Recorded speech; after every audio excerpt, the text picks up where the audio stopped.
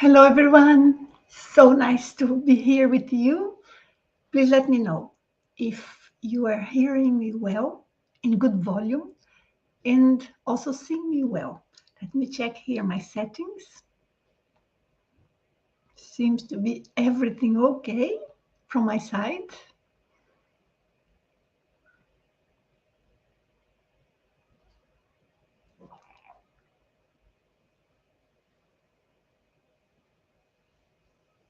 Hi, Peter. Laurent, so nice to see you here and everyone else. I'm glad we could make it. There is a noise here outside. Give me a second. I'm going to turn off something here and I'll be right here with you. Hanging there.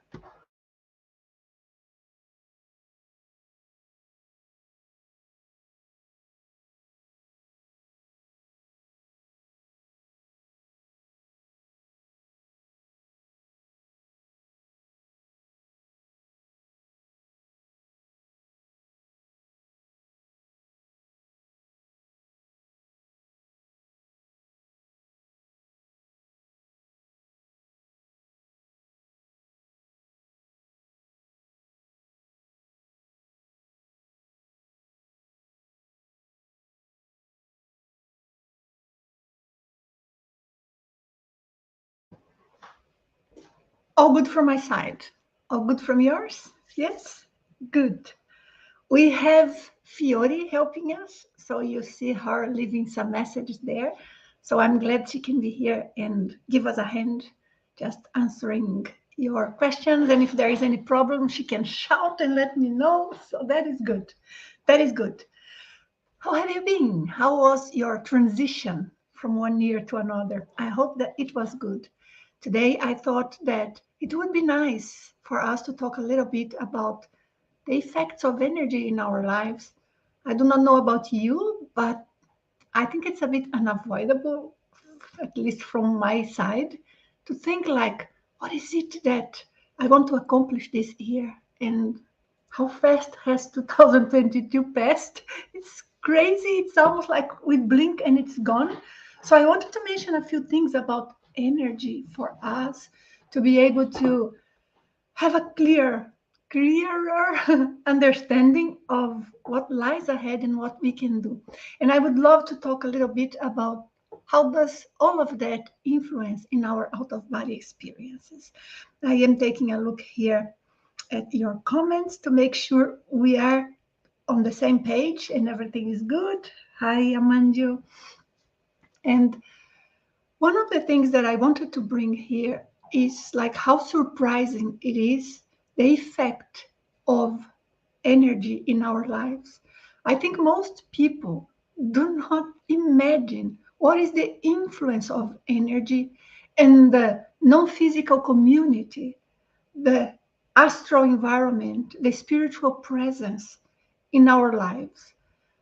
Sensing energy and seeing what happens around and seeing the reaction of people and having met so many people all over the world, more and more I see how we fail often, and I will include myself, but hopefully I fail less than most people, hopefully, in seeing when we are under the influence of someone else's thought. But why would that be? Why can we end up picking a vibe, an emotion, a feeling, an idea, which is the hardest of all, an idea from someone who is around? Sometimes it's a physical person, but most commonly it's a non-physical person, non-physical being, so like a spirit. And I think that is the hardest because we have less clue about that. And one of the things that I would like to mention about this, because I guess all of us, we think, but why are we influenceable, right? How can we contact beings that are more evolved? I have some talks about that, but I want to bring a different angle here. And my angle, the one that I would like to address with you, is that all of us, we have some sort of information in our energy. And sometimes we think of our energy as something that it's detached from ourselves. So Here I am, and then I have my energy. That can be powerful or not. That can be more unstable or more stable. Perhaps some people are more sensitive, others they don't sense energy. But really, we tend to think of it as a characteristic that is detached from us. As if you could say, well, my vision is this acute, and sometimes I have to wear glasses. So we think of our energy in the same manner as if it's just an attribute, a characteristic that is there. And one day is okay, the other day maybe not. As in our physical body, one day we are tired, the other day we are more energized. But it's not like this. It's not like this. And I think very few people really grasp the depth of that. Why is it not like this? Let me try to put this in small words, not small words, sorry, in few words, so that we can all go together into this idea here. To start with, we all have some sort of information in our energy. Of course, we know this. There are days that our energy is more positive or more negative. We can attract negative if we are more negative, and hopefully we are going to be more balanced if we feel okay. But it's not that simple. This is perhaps 10% of the reality. Why is it so? Because everything that we have ever experienced, consciously or unconsciously, either we remember it or not, all of our desires, all of our frustrations, all of our traumas, all of our nice, beautiful experience, and all the moments that we ever felt huge love. It doesn't matter if it was in a physical body, or we were outside the body projected, or we were in between lives. All of these situations bring to us a very specific characteristic imprinted in our energy. So our energy right now, of course, it is our mood of the moment. Of course, it is the environment where we are, how we have been raised, of course. But that is 10% at most. Because all of these 10%, let me rephrase it. A lot of these 10% that we observe, and of course, 10% is an educated guess. I'm not trying to be precise scientifically. We have no way of observing that, at least has not been done yet. But if we say 10%, that is my educated guess, then a slight percentage of that is already altered by the quality of energy and who we were or what we have experienced. Better saying, I like this expression better. It's not so much who we were in terms of our identity, but how we experienced life, how we experienced the situations we went through, all the different moments in the past when we departure from the physical life. So we passed away, or others we loved passed away, and the moments we were born, and the families we saw ourselves into, and all of the good and bad things, all of that create this information in our energy. So right now, this information attracts things or rejects things. Well, what it attracts and rejects is only observable to a certain point, which is what we see, situations that happen to us, or pleasant coincidences, synchronicities. Of course, this is what we see. But here comes my point in relation to how much we are in contact with the non-physical world and with energy, and how much this changes us. The thing is, because of all of this information imprinted in our energy, and given the fact that the energy we are talking about is an energy that comes with us from before we are born, but once we are born, it forms, it creates, pretty much like the silver cord, which is, in other words, the type of energy or the energy that attaches, connects our physical and non-physical bodies. So all of this information is there. Are you aware of it? I doubt it. Am I aware of it?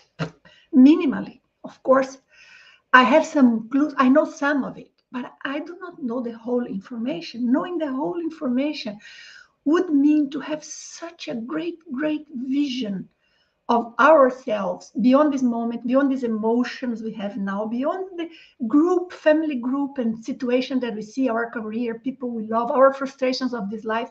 It's very hard for us as human beings inside the physical body to see so much beyond that. But it's completely possible if we are in an out-of-body experience with 100% lucidity. And let me remind you that 100% lucidity outside the body is more lucid than the most we can be here in the physical body, because our brain will always limit to a certain degree our lucidity here. So sometimes in the out-of-body experience, we can have a grasp of who we really are, or at least know more than we know here. And often we will return to the body and bring this idea with us to some extent. Or we can even have some expansion of awareness and get more information. But the point is, once we are here inside, we forget most of it. And therefore, there can be information impregnated in our energy. I'm not talking about intrusion. I'm not talking about information coming from the outside. I'm talking at this point of information, or about information that is us. It's who we are. It's what is there in each of our chakras, but not here, what we feel here. Oh, I feel this chakra, I feel this. No, it's deep down. It's in the root of the chakras, in the deepest levels of connections that we have with our astral body, with us as spirits. And then this information is there pretty much in an unconscious level. So why is it that we will have eventually some, what is the name of that? Some approach of spiritual beings? It is because that the information of our energy still has some level, some percentage of it. And therefore, with this moment, with this percentage of information that we have there, it will automatically and naturally end up allowing some of these intrusions, which are not related to us. It's not necessarily our best side, but it allows these not so positive energies sometimes to get closer to us. So let's see.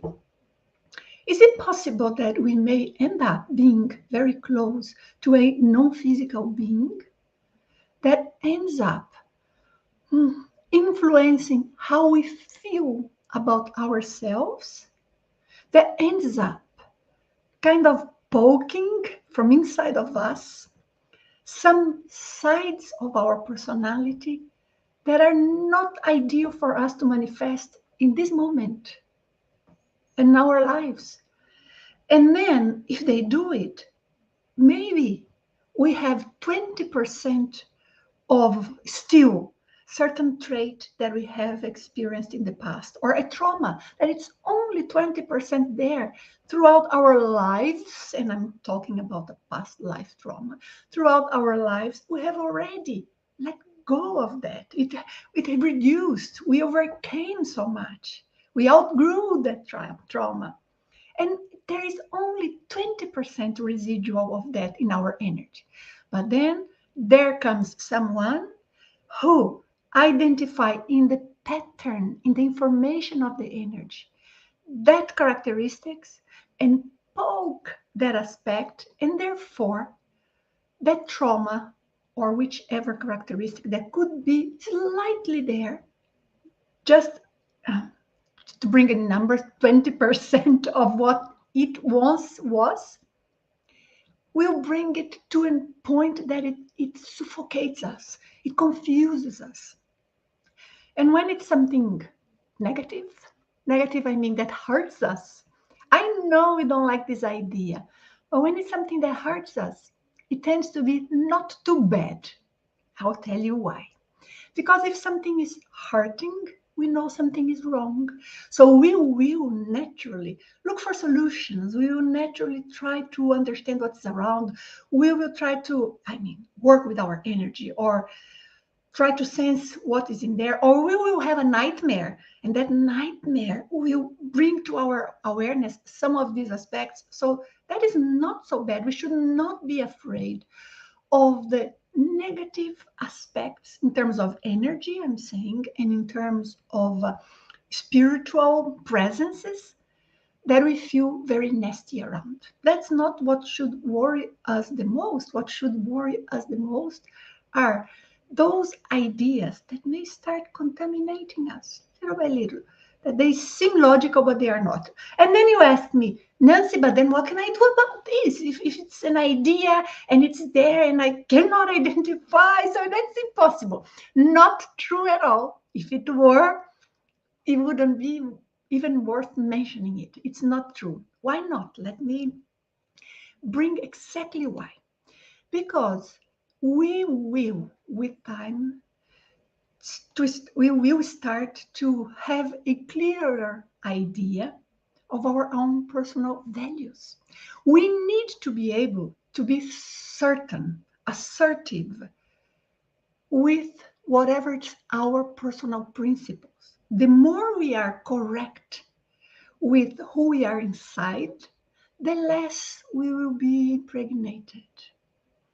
The more we are looking for the best outcome in a situation, not best at the moment, but best ethically speaking, the more we will be able to avoid all of that. But as I said, sometimes some ideas just sneaks into our thoughts. So let's think, what can we do? To start with, we need to be very observant. If there is something that you don't normally think, and that is something not so positive about yourself or about how you would handle a situation, about colleagues, people you love, family members, or even your career, if that is something that you know is just going to create obstacles for you, check on that before you take any step. Before you do anything, you stop and you work with your energy. And then what do?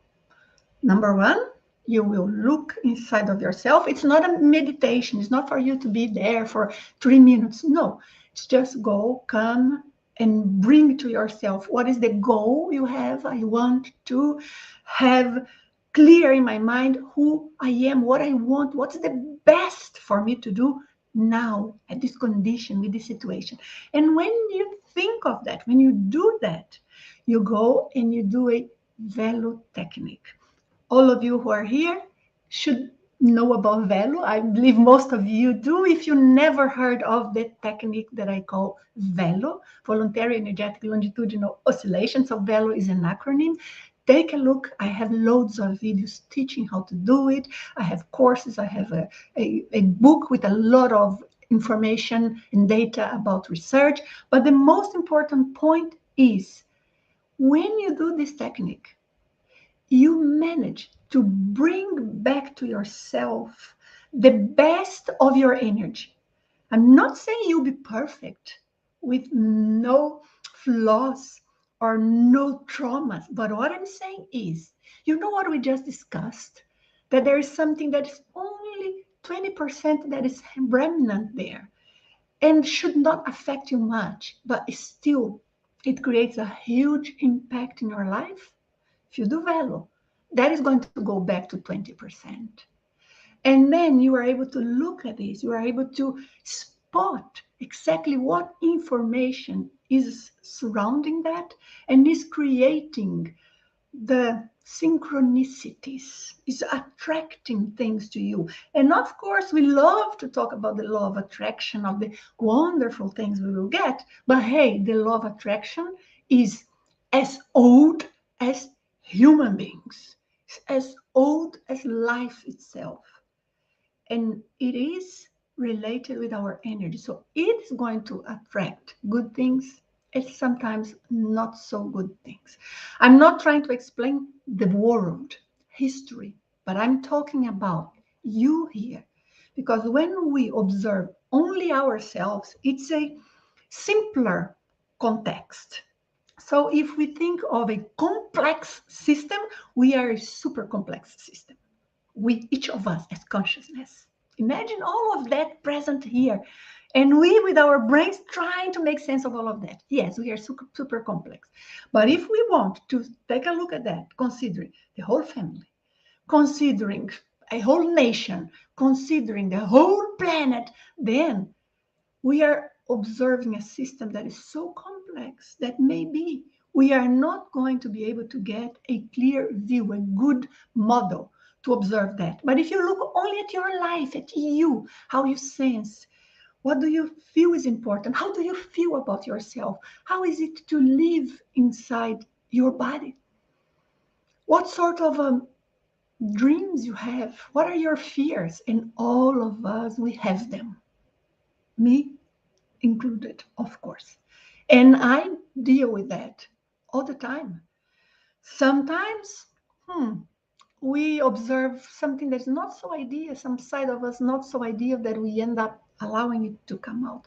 But other moments, yes, we manage to have so much more stability. So you apply your will and work with energy so that you reduce these impacts. The number of things that I have seen in terms of people influencing one another and spirits, presences, simply having a feast with the naivety of everyone or with the flaws of everyone and producing outcomes that are not the best. How the number of times that I have seen that, it's amazing. Sometimes even in courses, sometimes I am talking to somebody and trying to call attention to some aspect that is there, of course, never telling the person what is there, because it's not my place to say, hey, I'm seeing this and that. No, but it is my place to teach, to clarify, to explain how things work, to explain the mechanism of things, and hope that with the tools, people are going to see it. So that's what I'm trying to mention here to you. What is the type of information that is deep down there, encoded? Look at the word I'm using. Encoded, and it's this. Of course, it's not a code like a computer code, but it's much more complex than that. It's an information that is encoded in our energy, and it is producing reactions and feelings. It's making us strong in some aspects and making us vulnerable in others. If we can bring to us the best in our energy, then we can succeed more. We can feel better, not without problems. It seems that in this life, this won't be so easy because we still have a lot to learn, to grow, to develop. But yes, we can have much more control. We can have much more success. And especially, we can have more clarity in our mind to decide what is it that I want to dedicate to? What is it that is important? When I die and I look back, what would I like to see that I have built and learned? Because we bring with us what we have learned. So I think these are thoughts that sometimes it doesn't come to our mind. One of the things that it's very important also for us to consider is that this information or this code that we have in our energy in general create some sort of field around of us. And that is what produces these synchronicities, attracts or rejects certain things, but that's what allows certain not positive influences, spiritually, for example, or of human beings, to affect us because our field has some characteristics that may be penetrable. All of us, we have an energy field. All of us have some sort of information in our field. However, if we can exert more control, more consciously, and consciously deal with the information that we apply in our everyday life, or reduce the influences, we will be able to express ourselves at our best, and therefore the 10% of what we see, which is generated by this moment, this life, will be of a much better condition. And this creates like a snowball. We will have better effects, more lucidity, more clarity in our thoughts, better experiences when we are asleep, because the body is asleep. We are not. We have better chances of recalling things from our past, other lives, but also here from this life and from experiences that we have, maybe out of body experiences. And we will be able to have a much more productive, positive, balanced relation with the world and with other people. When we manage to do this cleansing our energy, we can go a step further and start establishing some sort of energy field that goes beyond only our aura. So, for example, in your bedroom, in your house, and little by little we expand that, but we have to start small because the complexity is huge. So, if you start establishing a certain quality of energy field in your bedroom, you are going to touch into so much aspects of you, your life.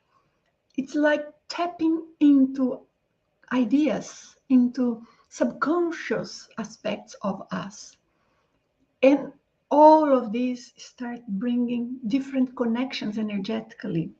Some positive ones that were there and we were not conscious of, therefore we can and will become closer to some real spirit guides. I say real because some they pretend to be, but they are not. But that is, once we start getting this feeling of our energy, I promise you, it's totally possible for us to discern. But also we will create this field with some sort of information that will expel, we will reject certain presences, and we will reduce situations like those that I said, in which a small percentage of a characteristic or of a contamination in our energy, of some pattern that has been established in our field, that is small percentage creates a big effect. So if we have in our room our energy field very well established, we will not keep receiving all sort of different energies close to us. We will be able to have our thoughts with less influence, less, not none, because we human beings, just by the expression of our face, we already influence others. And just because we don't necessarily see energy, it doesn't mean it's not operating in deeper levels than the expression we see in someone's face. So you help me, please, guys, to be more clear. What aspect can I bring here?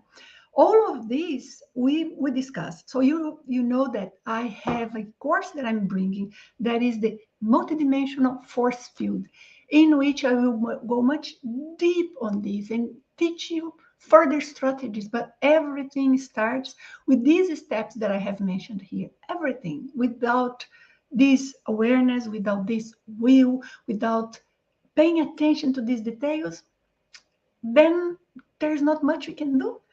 So that is why. So if you are interested in participating in the first phase of the multidimensional force field, you leave your name in I have a waiting list, but the course is coming up soon. I'm already working on it. I'm already establishing dates, but I do not want to say any date here without being final with my team. But I promise you it will be there. So if you want, you go to my website and you take a look at the products, and there you see multidimensional force field. Click there. We'll be able to talk much more about this. The first stage of the course is free because I know this is an information that many people need. And then further in the course, we go into more exercises and I follow up those that are present, but there is so much for us to do until we get there. Okay? So I'm just saying this in case any of you would like to take advantage. Do you mind if I go get a glass of water? I will be with you in a moment. Hope you don't mind. Sorry for this.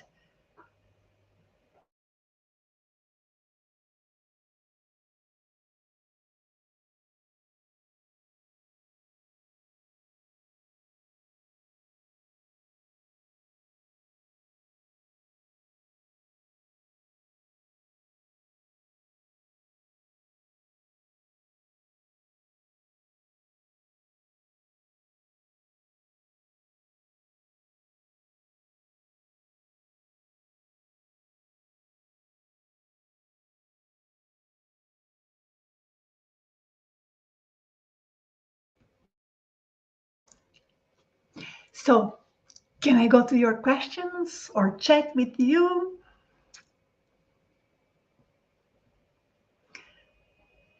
So I have several questions here. May I go through them in sequence? Yes?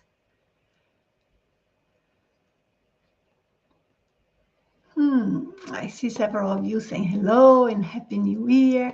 That's wonderful. Jean-Marc from Lyon, France. Hi, Jean-Marc. How have you been?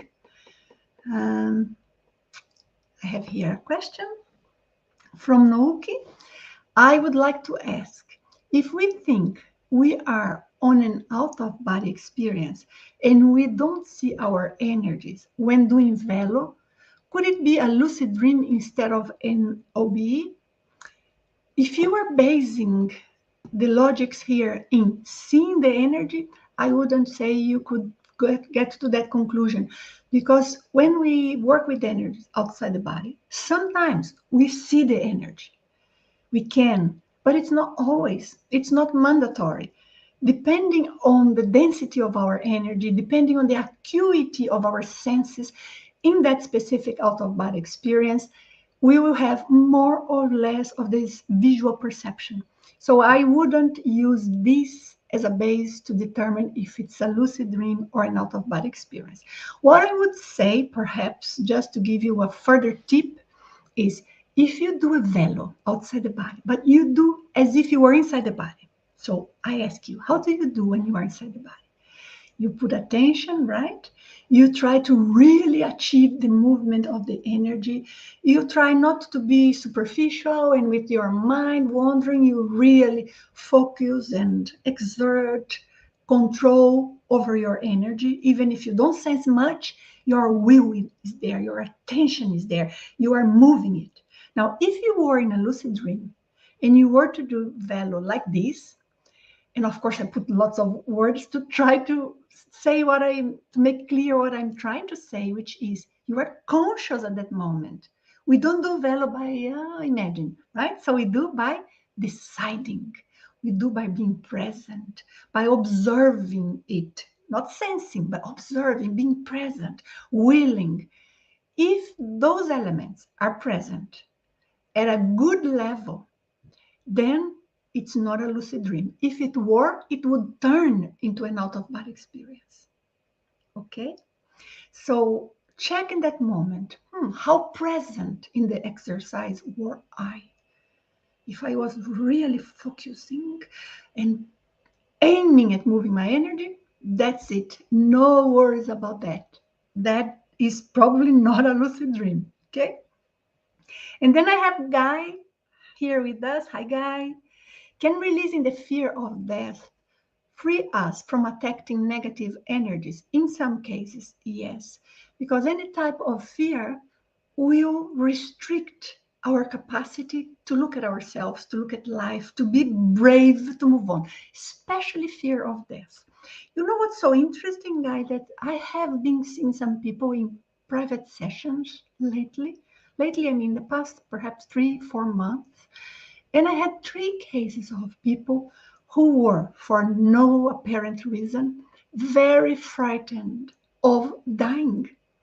So then any situation happens around, any noise or any possibility of an accident or any illness, simple thing with themselves or a family member, and they are completely shocked, completely amazed, but to a point that it opens doors for more negative energy to be there.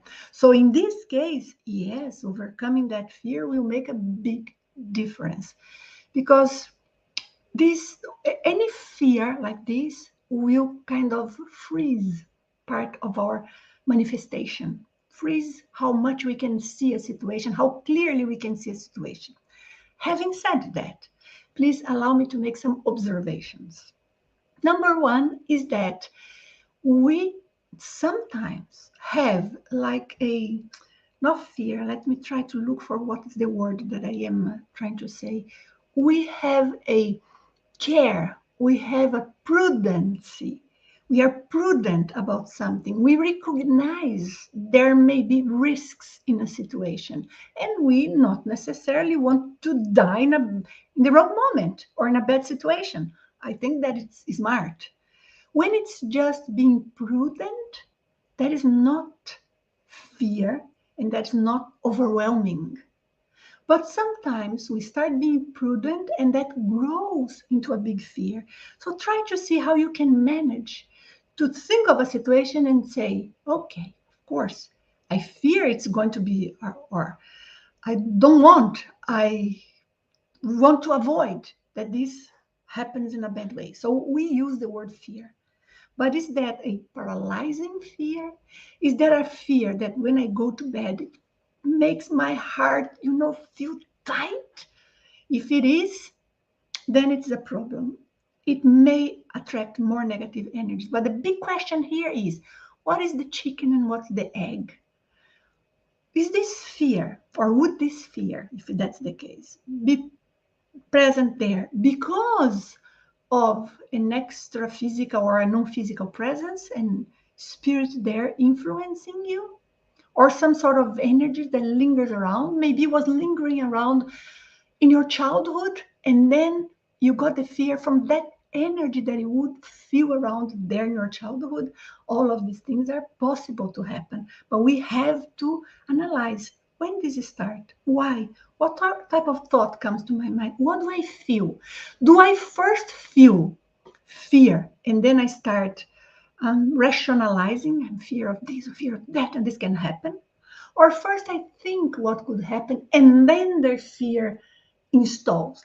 That makes difference, because then it helps us to have better identification of what's the chicken, what's the egg. But of course, both are there interconnected. Could I understand your question, Guy? Could I reply well? Hope so. If not, you let me know. I have Laurent here. Hi, Laurent. We have been communicating, right? How to feel energy move if we don't feel it during Velo. Laurent, there are some evidences that we will find in ourselves to identify that energy is moving. And because we are physical beings, how do we know we are ill? Because we feel pain, or because something is not working in our bodies. If we don't feel anything bad, we may be ill and not know it. So our instinct, our human instinct, is to observe a lot how we are feeling. I'm feeling hungry. I'm feeling anxious. I feel like eating, even though I'm not hungry, but it's always on. It's always in, I feel like, behind. And because of this, when we do Velo, our brain keeps looking for, what is it that I feel? What's my reference? What is the sensation that is there? So that is our human brain used with the physical world and physical life shouting to us that it wants a reference, more clear reference, which of course is valid. All of us want, and all of us will get there. But sometimes in the beginning, we still do not know how to recognize that, because we are working with something that is not physical. Therefore, our brain needs to learn to sense that. Can the brain do it? Of course. Of course, I'm going to give examples to all of you of how it is possible, and we already do. Did you ever had a situation in which you have something that you will do, or you get close to someone and you clearly feel inside of you, almost like we call it an intuition, but it's not an intuition. It's like a reading of the energy. It's like getting the idea that that person is going to be a problem, is going to betray you, or that you can trust in that person, or that something is wrong with that situation. Or a different example. Did you ever had a condition in which you go into someone's house and you cannot sleep the whole night because you have terrible nightmares that are coming from the energy of the house? Nightmares that you only had in that specific house when you visit that person, but you don't have normally in your life. So how come something brings to me that nightmare in that house, but never ever I had that, because that something is not you. If it were something that you carried in your energy, or something that were in your subconscious mind, it would have happened in other moments. We don't normally consider, wow, what's happening here that is not my norm is related to energy. We are not trained to observe that. But if you, Laurent, or any of you who are here with me, can recognize any of these little situations in which you could know that something was there, but not just because of the physical situation or not just because of you, it means you felt energy at that time. You did. But your brain almost like did a reading, almost like an interpretation. That's what I want to say, an interpretation of that situation without you trying to feel the energies. So you don't meet somebody say, how do I feel the energy of this person? Let me see. Can I trust this person or not? No, it's natural, right? So we just go, we get close. Something in the person's energy field tells us I can trust. So in that case, when we talk about doing Velo, we are talking about something that is of the same realm, because we are talking about sensing energy, sensing our own energy and how it changes, how it's affected. And in that case, we have to recognize subtle things. But if we look for the sensation, looking for a physical sensation, then it's like it's not there. So my advice, number one, yes, we can recognize that we are doing Velo, but not so easily based on the feeling of the energy moving, because that feeling tends to happen more often when our energies are more loose, and it varies so much from person to person how we sense it. I'm not saying we don't feel. What I'm saying is it varies. So we may have an expectation. If you, any of you guys, when you do Velo, if you concentrate means don't be distracted thinking of other things, or thinking I'll let it happen. May the best happen. Of course, may the best happen. Of course, we have this inside of us, but it's an action. It's an action we are taking with our energy body. But then you ask me, right, Laurent, which is kind of what you're saying, but how do I take this action with the energy body if I'm not sensing it? You just think that that's what you want. Your focus will go to your energy body. And then, so you applied your attention, right? I said concentration, attention. You apply your decision. You are focusing on what you want to do. And by doing that, automatically you apply your will. If you have attention, decision, intention, and will, I guarantee you, you are moving your energy. You are not sensing, but you are doing it. So these are some of the elements that we can base on. Maybe you have not yet had this experience, but I have had myself, and I have seen with so many other people. Sometimes it appears that we are not feeling much energy until there is one day that our energies are fully blocked. So we try to move and it's like a rock. It doesn't go anywhere. In this day, in this moment, we simply start thinking, wow, so this is different than before, right? Before, I was not feeling it move clearly, but it was not as bad as now, which means then before, there was something that I could recognize. We have to trust these things, because otherwise we don't go ahead. So what you said is how to feel energy move if we don't feel it during Velo. You just focus and do until the sensation comes. I promise you, it will come. Maybe not in the way you would like it. Maybe you want waves passing by and there's an electricity and you know exactly where the energy is and exactly what effect it's having in each of your chakras. Maybe it won't be in this level ever, or it will be only in a few sessions. Most sessions, we tend to feel less ostensive. less tangible, but we feel it. And it's not imagination. It's not wishful thinking. It's really there. But we need to learn how we sense it. Could I answer your question? I hope so. What about tonight? We determine ourselves, all of us here. You know what? I'm going to lie in bed, relax my body, completely relax, relax, relax. I don't have to keep sensing the body. I don't have to be paying attention to the body. I let the body relax, but my mind will focus on my energy that is inside my body. It's coincided here, it's aligned. So my mind is going to focus on what I have inside my body, and you start creating waves, pulses that emit a wave, and you follow the wave. Get there to your feet, and then comes another pulse. And with your mind, you follow that wave coming to the top of your head. So that's what you will do. Let's do it. Let's do it tonight. Let's do it for 45 minutes, 1 hour, until we break this lack of sensitivity, until we break this expectation from our brain. One good way of getting to know our own sensation is doing long Velo sessions. Often we try to do small ones only, which it's very important, brings a lot of benefit, must be done. But once in a while, if we do a long one, we can go so much deeper into the effects, into how we feel it, how we sense.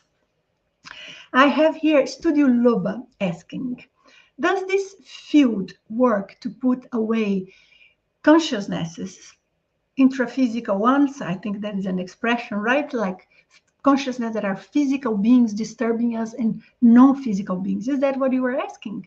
So this force field that I have spoke about, that we create a stronger field around ourselves, and then we can expand that to our environment, our bedroom, which is super important.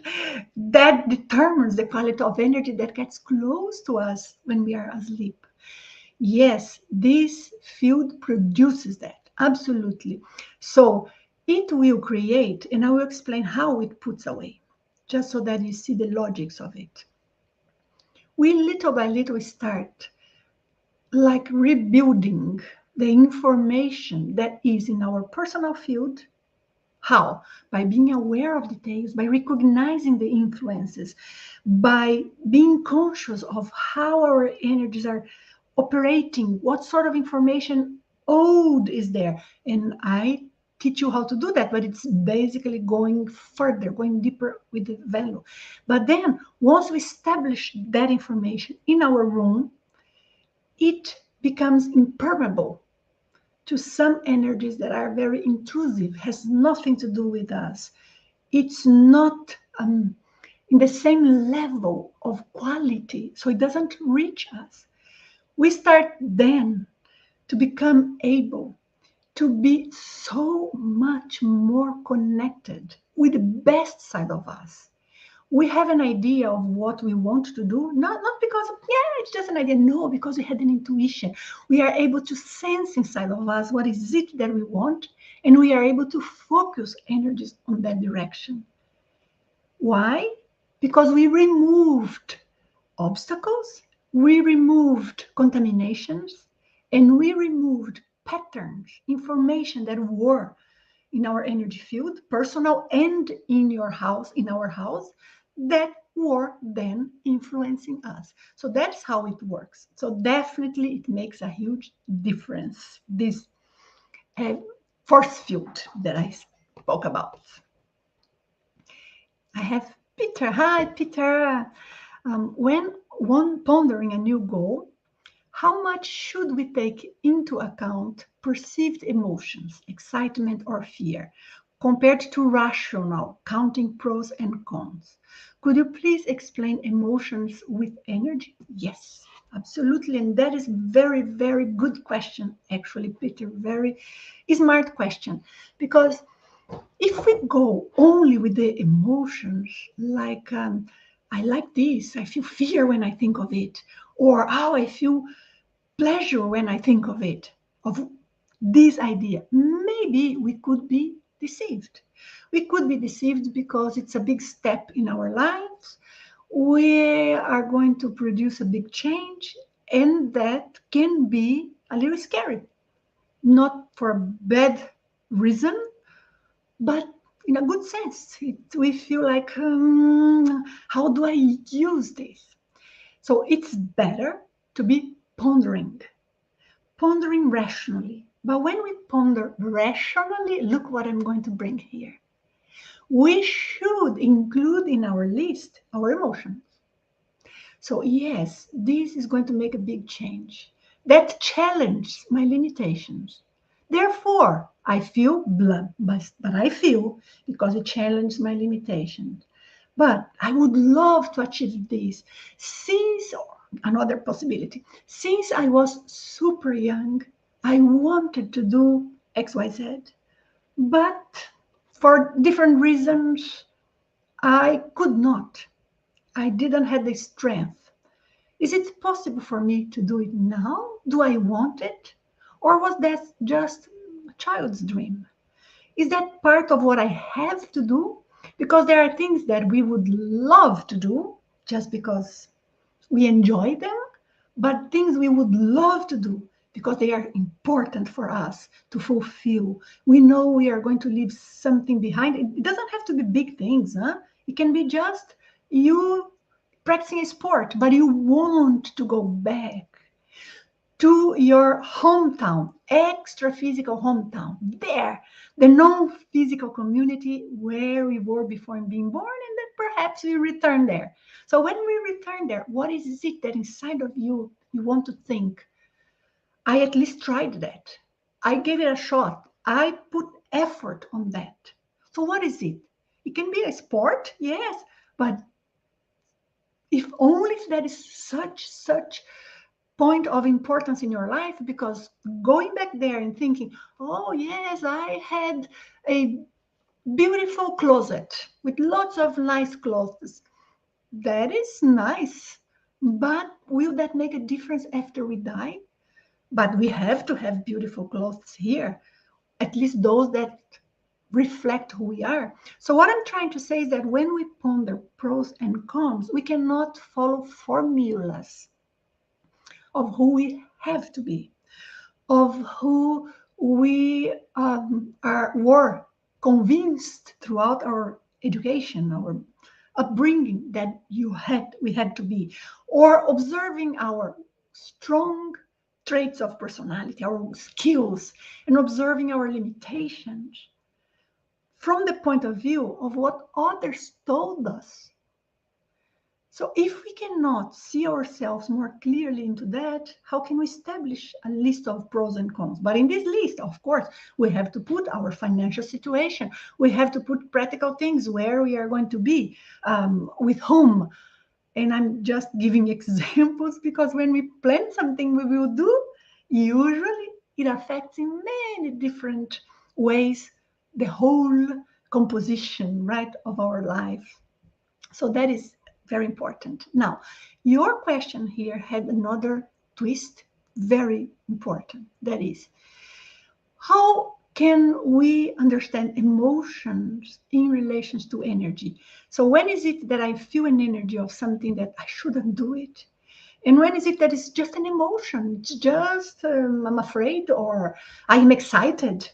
And not because I'm excited I should do it. And not because I'm afraid I shouldn't, because it may be just an interference. So that is a very, very good point. Let me bring some ideas of how we can start examining that. Because normally, when we think of the emotions only, they come usually, how can I bring this? Let me think of myself, how I do it. When it's more emotional, it comes due to a thinking. So I think this will create this problem, which will create that, and then comes the emotion following my thinking. But sometimes I think, well, what if I do this? And then I feel like me, huh, Nancy? I'm sharing me. But to give you guys an idea, each of you will perceive it in different ways. You have to learn yours. But hey, of course you can identify yours if you give yourself a chance. Sometimes you say, I'm going to do it. And then I feel it's not fear. There are moments that I feel like inside of me shouting, no, no, no, with no emotion. It's almost like an instinct. It's almost like something is really bad, but for no apparent reason. So I have had that a few times. There was one person that was insisting for 2, 3 years. Yes, I want to be your partner. I want to help you with what you do. And I want this and that. And I said, no, I do not want this type of partner. No, no, no, no. It's not what I want. But the person insisted so much that there was a point that I said, but okay, let's do it. The moment that I said that, and I said, okay, I cannot explain what I felt. It's not a heart beating fast. It was not fear. It was not dizziness.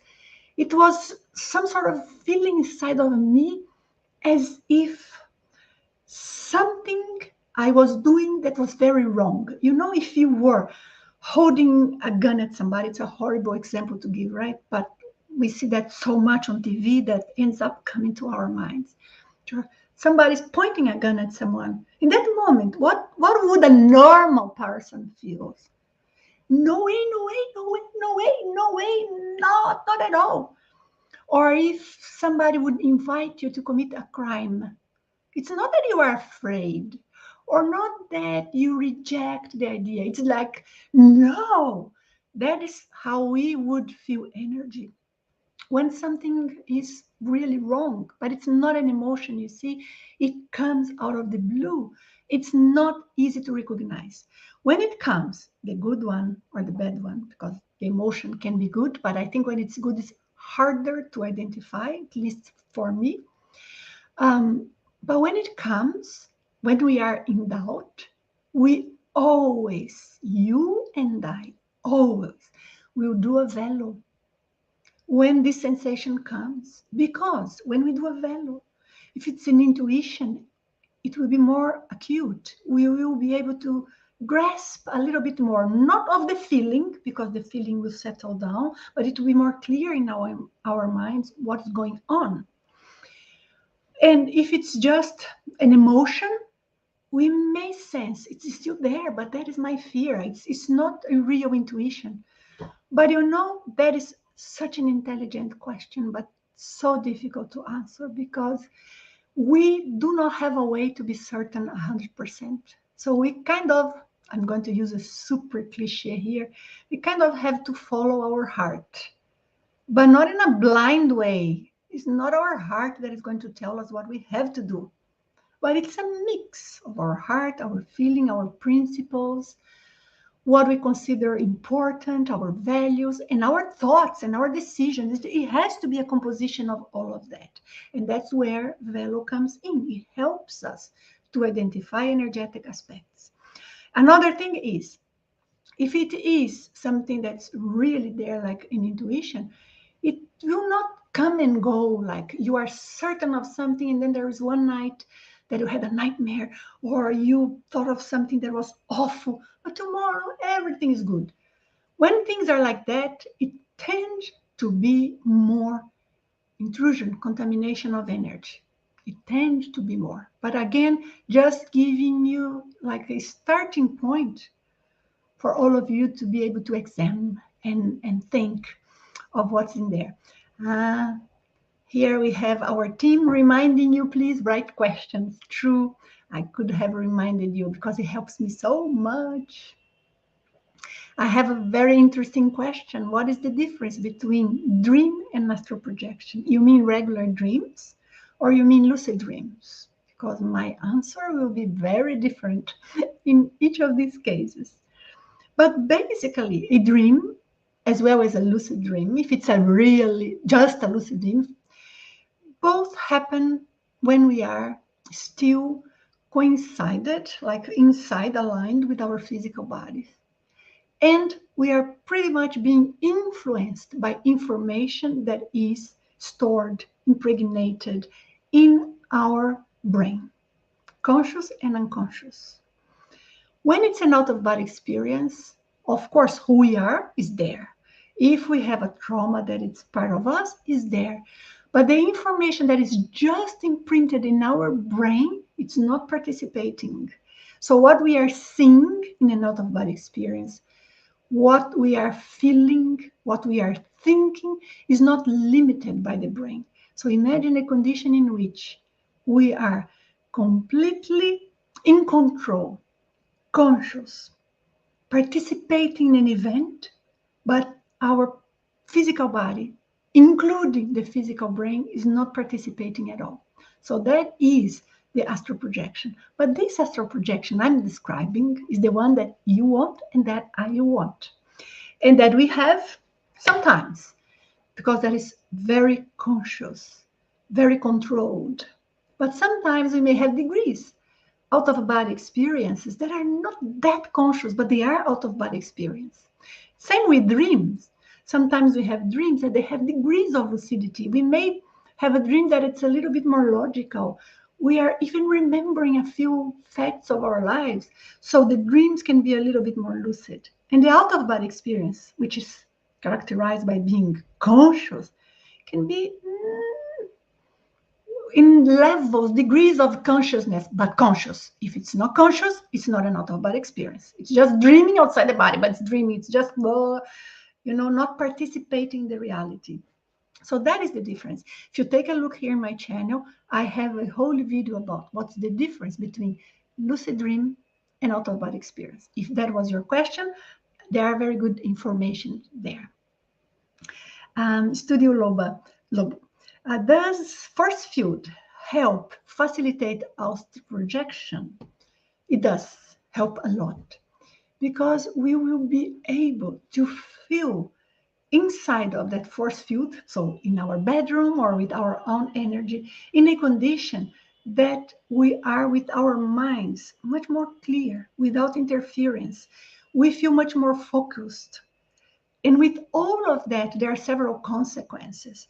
Consequences in how much we can decide something and be able to complete it. That's why I say so much that having a real multidimensional force field, and I'm not talking only about an environment that there is no intrusion, it's more than that. We are going to establish the pattern, the quality of information that is there. That's why I say when we do have it, it allows us to accomplish things that we want and perhaps we haven't been able before, because that field of energy helps us to have more clear decisions. We use our energy, our will more. So in this sense, it makes a big difference. So I have here Lufeo. Do you have a good advice for extra physical perception? Yes, I do. If somebody can reduce the amount of blockage and stagnation in the energy field, and look, I'm not talking about the astral body. I'm talking about something much simpler, the energy field, the energy body. If we can work with our energy body, which is something we can do here inside the body, that's why I'm bringing this tip. For example, Velo is the best mechanism that I know for that, but certainly people can use different means. Velo is very safe, it's very deep, and tends to bring results further from most of other techniques. So that's why I invest so much in teaching it. But if we do a lot of Velo, well done, and you start changing the subtlety, the connection, and as I said before, the coding that you have there in your energy body, this will deeply affect your out-of-body experiences. You will be more conscious. You will have more perceptions. You will have more recollections. And this is not something that you need to try and do anything out there. Just by doing Velo, enough, and how much is enough? It will differ from people to people. And just by doing that, we start having more experience. I've heard that for so many times. Of course, we have to assume you do not have any fear with the out-of-body experience. Now, if you have out-of-body experience and you want to be more acute, you are there, but you want to be able to have your senses with more clarity there, then do Velo there. Do Velo there. But don't think of your physical body, huh? Wherever you are, and make sure you are further from your body, do Velo there. I say further because if you're very close, you may end up returning, which is not a problem if it was very lucid. But if you are out there, do a Velo there. It may help and make a big difference. I hope this gives you some tip to at least think of this. If you guys are interested in going very deep into non-physical world, out-of-body experience, you can consider doing the Consciousness Development Program, which is IAC's course, International Academy of Consciousness. I teach that course. I co-created that course, so I know very much what it does, and it's excellent. You hardly will find something so complete. Why am I saying this? Just I know some of you want to go steps further, to understand techniques, to have a number of techniques to try from, and to understand how each technique works, and it's in there. But I'm happy to answer everything here, okay? That's not a course Nancy gives. I am going to give this multidimensional force field soon, that I already told you that you can put down your name there in my website. And I will soon, in a matter of 2 weeks, be sending information to you.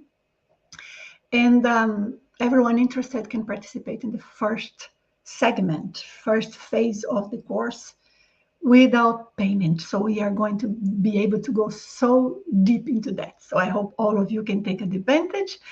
I have Mark. Hi, Mark. Practitioners of shamanism often talk about soul loss and soul theft. Do you know if this is a real phenomenon? Can you see this or feel this in someone's energy? I am not familiar with these expressions itself, but if I were to interpret them, I would say it is possible, but not literally.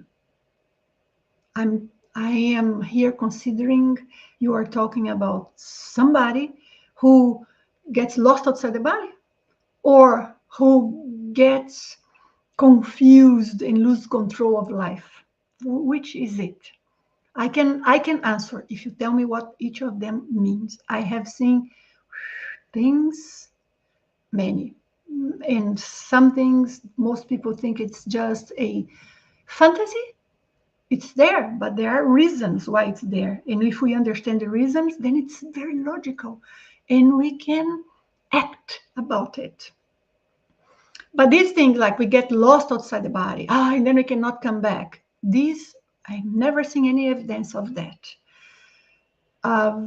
People say if you are outside your body, you can just have someone else take control of your body. No, this cannot happen. Not because of the out-of-body experience. But can somebody take control of your body just by being too close, influencing us too much? Yes. But then I cannot answer without knowing details. I would be saying here something that may not be accurate. Guy, again, thank you for answering comprehensively. I have read that the fear of death and identification with the body and mind is the keystone that holds all of our fears negativity together. Yes, but that is a generalization, or that's a way of explaining, Guy, because even I say this sometimes, even we mention this, because if we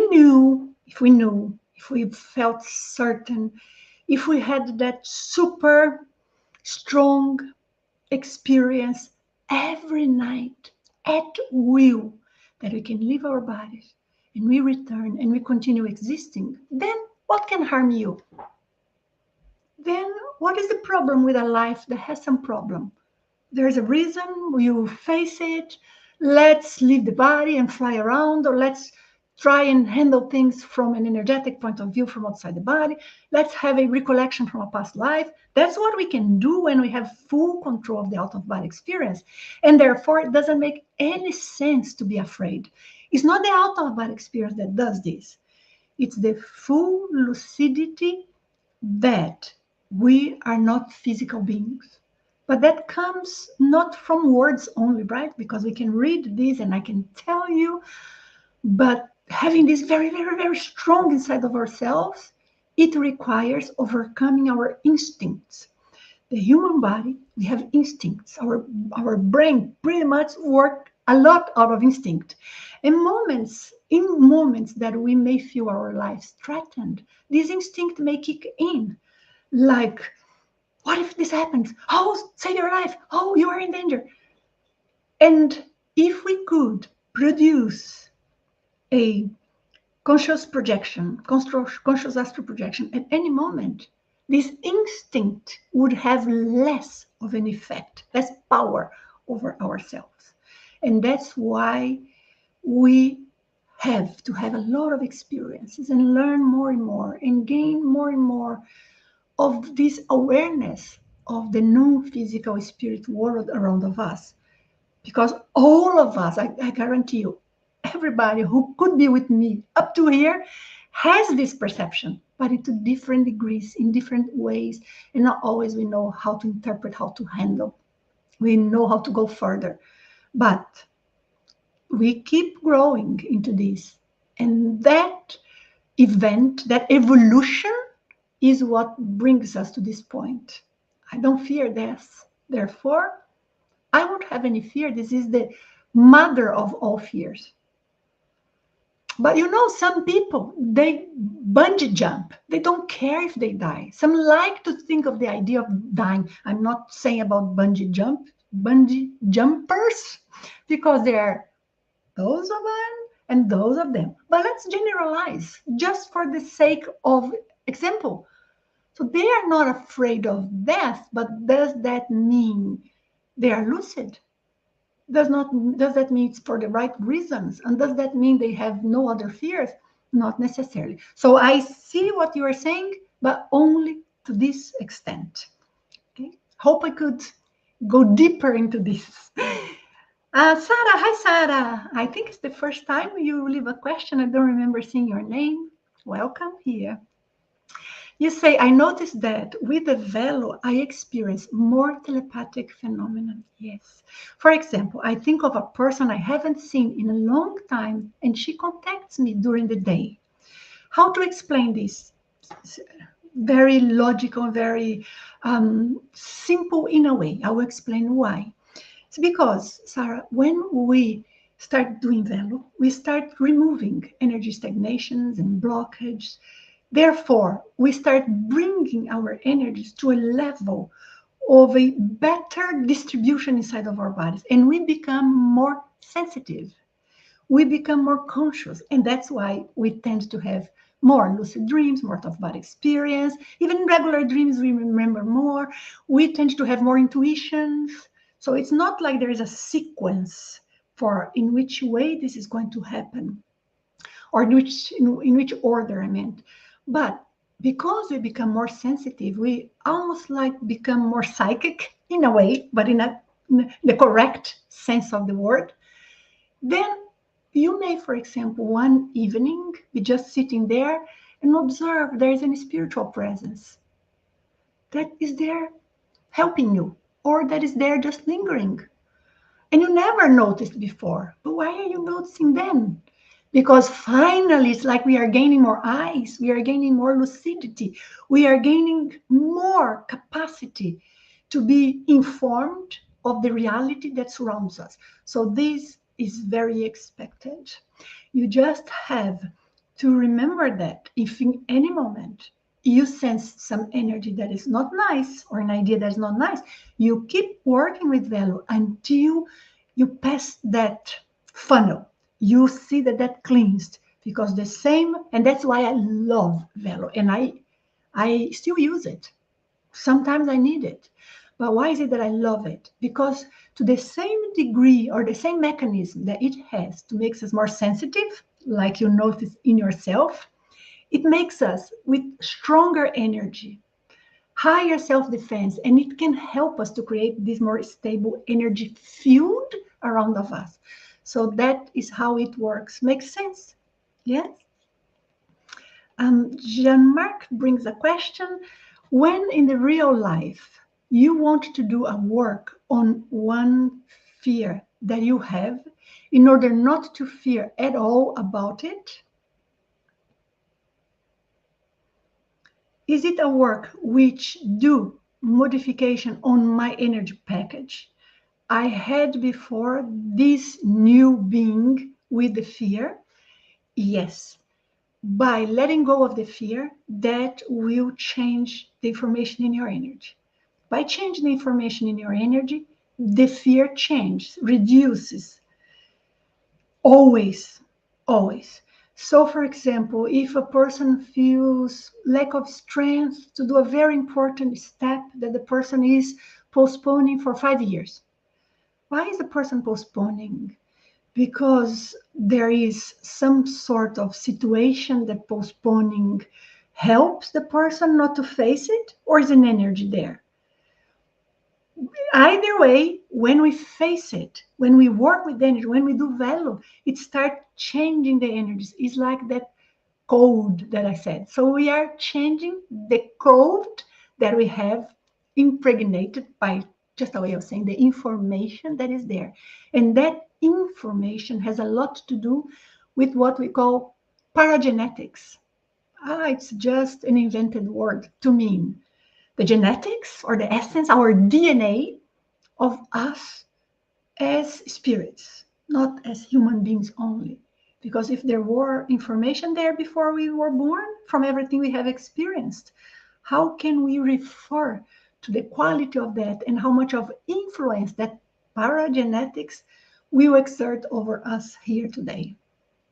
So definitely one thing will affect the other and will change one another.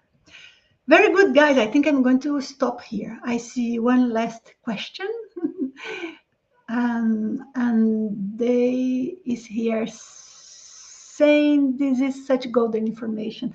Thank you. I'm so glad to hear it. And they, thanks a lot. I have one question here from Hajat that has been some time that I don't see here. I'm very glad you are here. What is the difference between dream and astral projection? You have already asked that before, or somebody asked. If you are just joining here, watch from the beginning and you will have this answer. And because that was a question that I had already answered, I'm bringing another one. After practicing Velo for the last 5 months, I have been able to change some beliefs and having clarity to take life-changing actions that I avoided for years. Is this caused by Velo? This is caused by the strength you gained in your energy field, and this strength and cleanliness, this letting go of contaminations and reducing interference is what produced this strength. But Velo does that. Reduce the interference, better saying, reduce intrusion, because your energy is no longer so easily penetrable. And because of that, Velo will adjust the type of energy that we experience during the night. And that will adjust, for example, the type of emotions that we have or feelings that we have that were not supposed to be there. So yes, Velo does that. It gives us strength, clarity, and especially reduces intrusions that could be influencing us not to feel confident towards that step. Very nice, Maria. So that is more or less along the lines of how the multidimensional force field works, just that we work with Velo and then we go beyond to spread that to other layers and go deeper. I loved that you could have this experience. Thank you so much for sharing.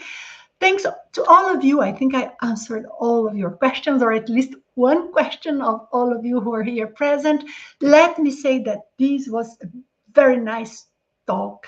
Such very important and good questions. I hope to see you next week. And what I would like to talk next week is how can we recognize the type of beings that we meet in an out-of-body experience? Can we go for that? because I think that's super challenging.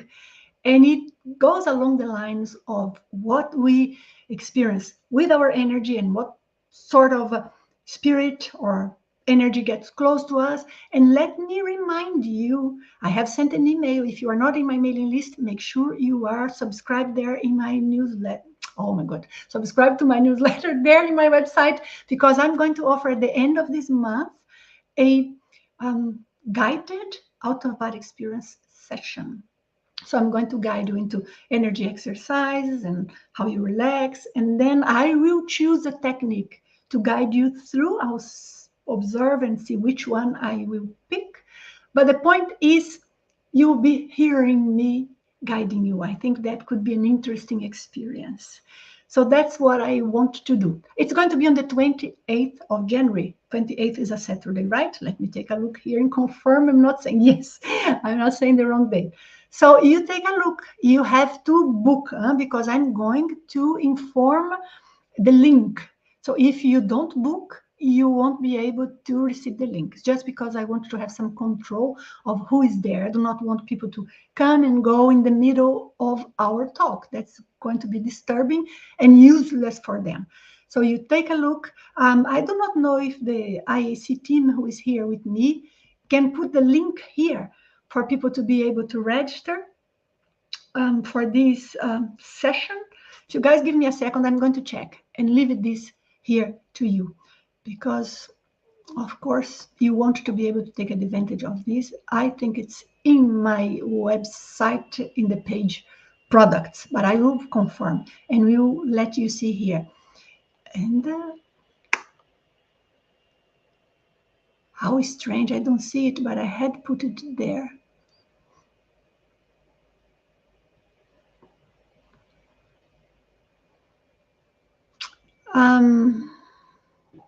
The person who is there with me from IAC, Fiore, have you received this link for me to send to everyone? Because I did send the link. Did you guys book for that?